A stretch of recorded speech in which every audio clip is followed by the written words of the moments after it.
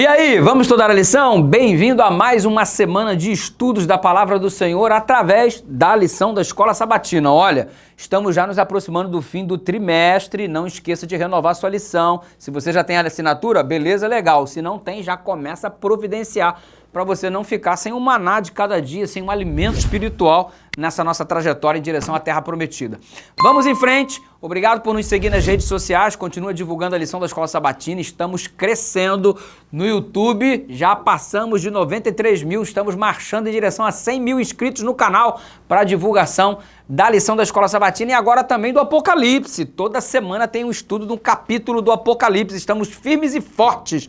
Essa semana, por exemplo, já tem a publicação lá do capítulo 8. Divulga aí, moçada. Vamos lá.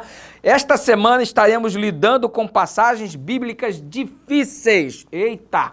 Aí aqui está nos ensinando ao longo dessa semana, tem que estudar com humildade, com dedicação, um pouco aqui, um pouco ali, olhando todo o contexto dos assuntos ao longo de toda a Bíblia, noções gerais.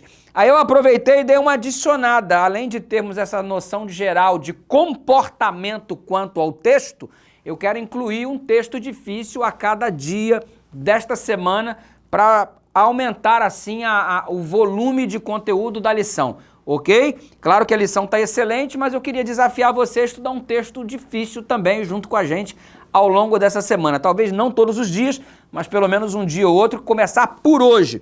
Hoje, por exemplo, é o texto de Lucas 23, 43. Em verdade te digo, hoje estarás comigo no paraíso.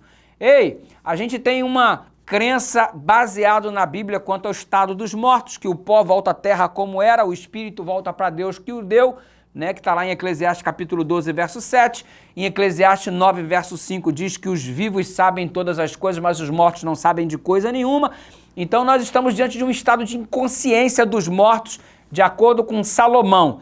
Aí agora a Bíblia está dizendo, aparentemente, Jesus declarando na cruz para o bom ladrão, entre aspas, em verdade te digo, hoje estarás comigo no paraíso. Então o cara morre e vai direto para o paraíso, quando a gente construiu em todas as escrituras sagradas o fato de que não há consciência após a morte e que o homem volta à vida depois da morte somente na volta de Jesus, quando os mortos em Cristo ressuscitam primeiro, 1 Tessalonicenses 4, 16 e 17. Pastor, explica isso daí. Bom, a primeira coisa é que o original não tem pontuação. Isso aí você já sabe, né? Estou quase chovendo no molhado, né? A língua grega não tem ponto, não tem vírgula, não tem essas coisas, esses sinais de ortografia, sinais ortográficos, conforme a gente sabe hoje.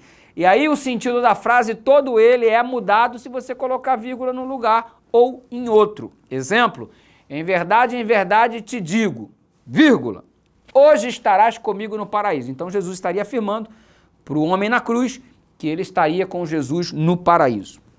Ok? Agora se a gente muda a vírgula de lugar, em verdade te digo hoje, vírgula, estarás comigo no paraíso, mas não estou te dizendo quando. Então já muda todo o sentido. E o que vai dar o sentido real do texto bíblico? Todo o contexto que a Bíblia oferece sobre o assunto, que é o estado dos mortos, que na verdade não tem consciência, não há vida após a morte, e a vida só retornará para aquele que já morreu no processo da ressurreição descrito que ocorrerá na volta de Jesus. 1 Tessalonicenses capítulo 4, verso 16 e 17, e também lá na Carta aos Coríntios, no capítulo 15, quando fala da ressurreição com o corpo incorruptível. Ok? Diante disso daí, a gente, além de explicar o caráter da acentuação, onde se põe a vírgula, a questão da ortografia, isso e aquilo, beleza? Tranquilo? A gente tem as declarações do próprio Cristo. Exemplo, olha aí para fechar, João 19, 31 a 33. Jesus já estava morto, razão pela qual não quebraram as suas pernas, enquanto quebraram as pernas dos dois outros ladrões crucificados, uma à direita e uma à esquerda, porque eles não estavam mortos ainda.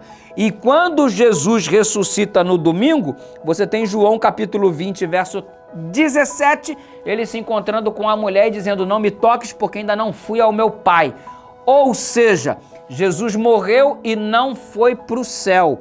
A mulher ouviu dele, eu ainda não fui para o meu Pai no domingo da ressurreição, ele morreu na sexta-feira, ok? Então como é que teria sido válida, hoje estarás comigo no paraíso? Se Jesus morreu, o ladrão não estava morto, ok? E quando Jesus morre, não vai para o céu. Era o domingo e ele ainda não tinha ido. Então como é que hoje estarás comigo no paraíso se esses fatos não estão batendo, não estão coincidindo? Então percebe que a Bíblia tem que ser estudada dentro do seu contexto e ela abrangendo também o assunto que toda ela expõe do Gênesis ao Apocalipse. Porque entender o que acontece com o ser humano no estado dos mortos é entender como ele foi criado, já que a morte é o contrário da vida. Como ele foi criado? O pó, junte-se então o pó da terra, mas o fôlego de vida, alma vivente. Morte, o pó volta para a terra como era, o espírito volta para Deus que o deu. E aí a gente tem o esclarecimento desse texto difícil escolhido para o dia de hoje. Afinal de contas, há certas coisas difíceis de entender. 2 Pedro capítulo 3, verso 15 e 16 aplica isso, mas as coisas difíceis de entender podem ser compreendidas à luz de toda a palavra de Deus, estudando com sinceridade, com humildade, com oração. Vamos orar? Pai querido, obrigado pelo esclarecimento de um texto difícil hoje. Ajuda-nos a fazermos uma bonita caminhada em conhecimento nesta semana. Em nome de Jesus, amém.